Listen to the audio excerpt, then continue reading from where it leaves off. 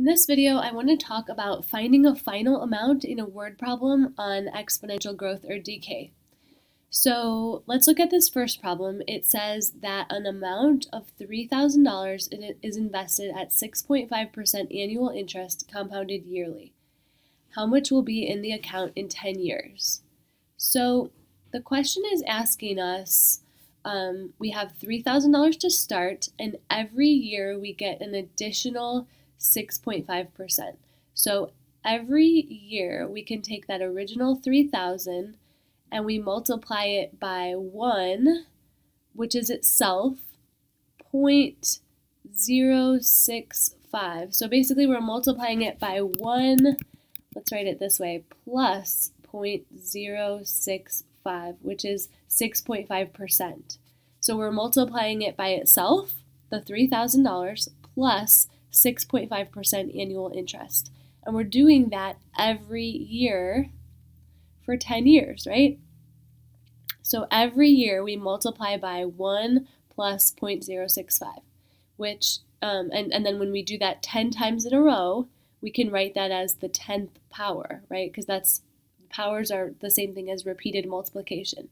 So when we multiply something over and over again, we multiply it we take it to the power. So the 10th power indicates that we're doing this 10 times or for 10 years. And so this can be simplified to 3,000 times 1.065 to the 10th power.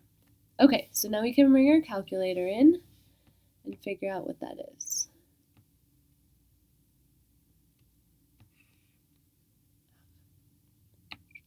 There we go.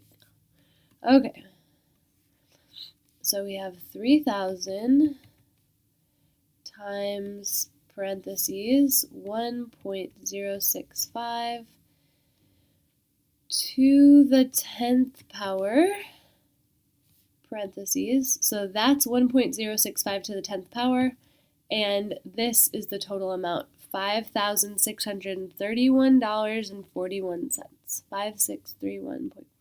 Okay. 5631.41. Okay, and that was all dollars. All right, and so that's how much will be in the account in 10 years, provided that you just leave the money in and let it grow with 6.5% annual interest. By the way, you can't get a savings account right now with 6.5% annual interest. That would be great, but it doesn't exist.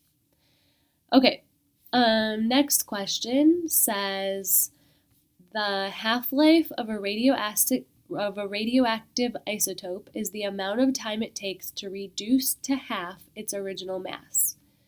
If the original mass is 250 grams, how much is left after 5 half-lives? So basically we're taking 250 grams and we're multiplying it by half, or 0.5. But then we're going to do that 5 times over, right? We're going to do that 5 times, 5 half-lives. So we're going to do that 5 times. Now multiplying by the same number over and over again is an exponent. We can write it more easily that way. So we can take it to the 5th power. So if we go back to our calculator, we can take 250 times parentheses 0.5 to the 5th power. That's 0.5 to the 5th power. And 250 times that, let me just see that again. So 0.5 to the 5th power is this. Okay, that was wrong.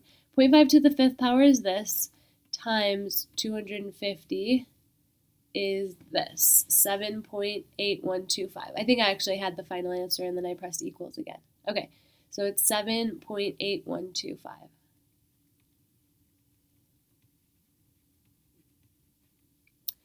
And this is grams. So that's the amount that's left after 5 half-lives pass. And that is how you find the final amount in a word problem in an exponential growth or decay.